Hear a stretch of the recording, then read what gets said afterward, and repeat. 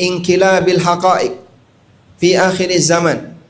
Ini terjadi karena hakikat itu terjungkir di akhir zaman. Karena terjungkir, maka cara orang menilai juga terjungkir. Yang benar dianggap pendusta, pendusta dianggap benar, sehingga orang itu menilai dengan cara terjungkir. Wangkiasul umur, sehingga terjadilah kondisi di mana masyarakat itu pemikirannya terjungkir. Pemikiran yang terjungkir inilah yang membuat orang itu ketika menilai, dia menilai dengan berkebalikan. Kemudian As-San'ani mengatakan, terjadilah inqilabul afkar anil isabah, pemikiran yang terbalik dari kebenaran.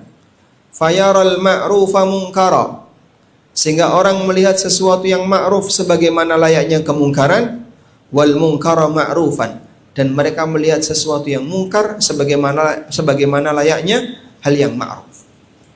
Jadi penilaiannya apa? Terbalik. Disebabkan karena karakter masyarakat ketika itu dominan buruk, sementara orang-orang jahat menguasai, terjadilah perubahan pemikiran yang terbalik, sehingga ketika menilai, mereka menilai dengan terbalik. Yang ma'ruf dianggap mungkar, yang mungkar dianggap ma'ruf. Selanjutnya, ketika ini disebut sebagai realita akhir zaman, maka pasti itu akan terjadi. Sebab apa yang disampaikan oleh Rasulullah sallallahu alaihi wasallam itu bagian dari mukjizat beliau. Karena itu para ulama mengatakan, dalailun nubuwah, bukti kemukjizatan kenabian itu ada di 3 waktu.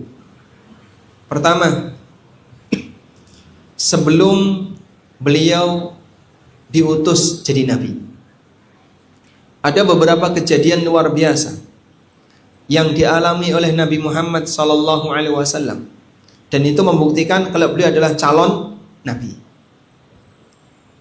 Contohnya apa? Beliau pernah dibedah dada beliau oleh malaikat, dan itu ada yang menyaksikan.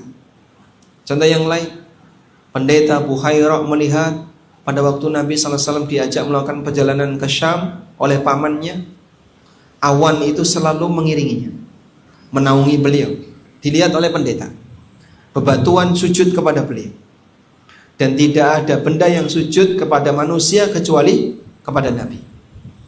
Ini dalail nubuwah sebelum beliau jadi Nabi. Yang kedua, bukti kenabian ketika beliau jadi Nabi, saat beliau hidup.